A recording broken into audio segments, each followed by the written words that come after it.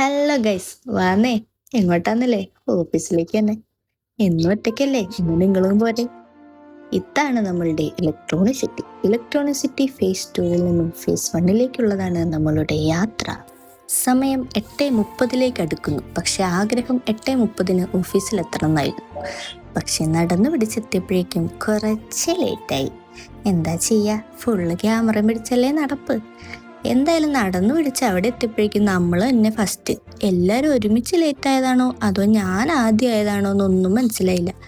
എന്തായാലും ലാപ്പ് തുറന്ന് നമ്മുടെ പണി തുടങ്ങി. രാവിലെ കുപ്പിയിൽ വെള്ളം നിറയ്ക്കുക, അത് തിളപ്പിക്കുക, പിന്നീട് ചായ കുടിക്കുക. ഇതാണ് എൻ്റെ രാവിലെയിലെ ദിനചര്യ. അത് മുടക്കുക എന്നത് എനിക്ക് സാധ്യമല്ല. PGയിൽ ചായ ഇല്ലാത്തത് കൊണ്ട് ഇവിടെ വന്ന് ഒരു ചായ അത് നിർബന്ധ.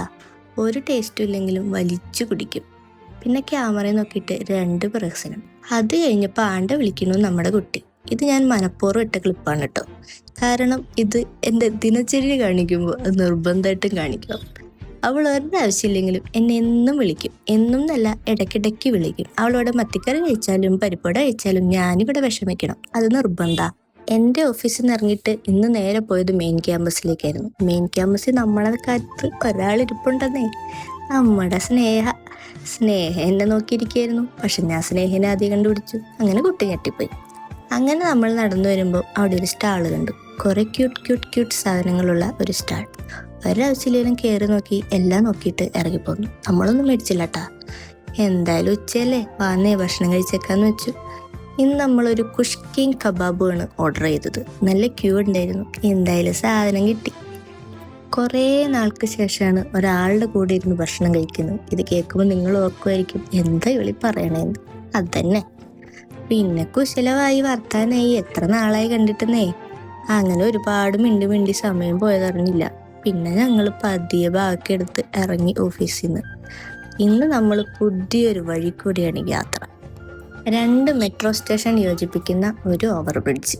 2 ഇൻഫോസിസിന്റെ വകയായോണ്ട് നമ്മൾ എംപ്ലോയീസിന് അതിൻ്റെ ഉള്ളിൽ കൂടെ പോകാം. അപ്പം നമുക്ക് റോട്ടിൽ കാലുകുത്തണ്ട. അപ്പം പിന്നെ ഇത് തന്നെയാണല്ലോ എളുപ്പം. എന്തായാലും സംഭവം കൊള്ളാട്ടോ. ഇതിനു മുന്നേ ഇങ്ങനത്തെ ഒന്നും കണ്ടിട്ടില്ലാത്ത കൊണ്ടാണോ എന്താണോ അന്തം വിട്ട് നടക്കുന്ന അൻമരിയ.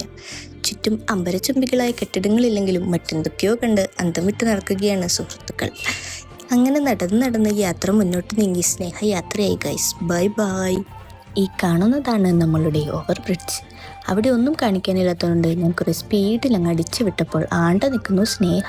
ഇതാണ് ഞങ്ങൾ PGയിലേക്ക് പോകുന്ന അള്ളിയായ റോഡ്. അങ്ങനെ നമ്മൾ PGയിലെത്തി ഗൈസ്. അപ്പോൾ ഇനി അടുത്ത ദിവസം കാണാം. Bye bye.